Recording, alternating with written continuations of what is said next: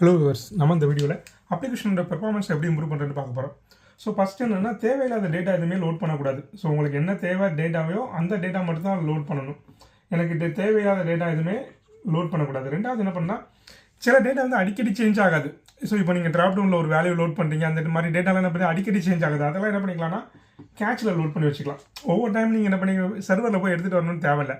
So அதை கேட்சில் இல்லைனா local storage எதுலையாவது ஒரு இதில் ஸ்டோர் பண்ணி வச்சுட்டு அதை டிஸ்பிளே பண்ணிக்கலாம். ஸோ அதுக்கப்புறம் வந்து அன்வான்ட் லூப். ஸோ சில இடத்துல நீங்கள் என்ன பண்ணிங்கன்னா லூப் தேவையே இல்லாமல் லூப்பை விட்டு விட்டுட்டீங்க. அதே மாதிரி அன்வான்ட் லூப் எல்லாத்தையுமே என்ன பண்ணிங்க ரிமூவ் பண்ணிடுங்க. ஸோ கோடை ஒருத்தர் வேலிடேட் பண்ணிவிட்டு அன்வான்ட் லூப்பை ரிமூவ் பண்ணிடலாம். ஸோ அதுக்கப்புறம் வேறு என்ன பண்ணலான்னு பார்த்தீங்கன்னா, வேரியபிள் டிக்ளேர் பண்ணியிருப்பீங்களா? வேரியபிள் வந்து மேக்ஸிமம் இந்த குளோபலாக டிக்ளேரே பண்ணக்கூடாது. ஸோ ஒரு ஃபங்க்ஷனாலிட்டி இருக்குன்னா அந்த ஃபங்க்ஷனாலிட்டியில் மட்டும் டிக்ளேர் பண்ணுங்கள். ஸோ டிக்ளேர் பண்ணாலே என்ன பண்ணிக்கணும்னா அது வெளியே வரும்போது அதோட ஸ்டோரேஜ் போயிடும். அதனால் உங்களுக்கு பெர்ஃபார்மன்ஸ் நல்லாயிருக்கும்.